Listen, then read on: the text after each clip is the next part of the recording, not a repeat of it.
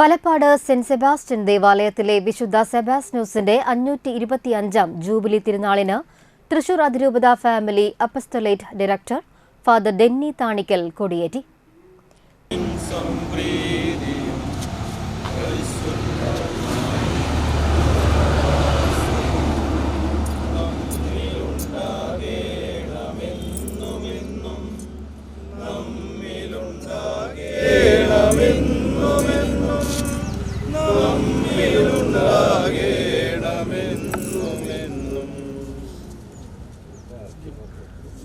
തിരുനാളിനോടനുബന്ധിച്ച് പുറത്തിറക്കിയ സപ്ലിമെന്റിന്റെ പ്രകാശനവും അദ്ദേഹം നിർവഹിച്ചു.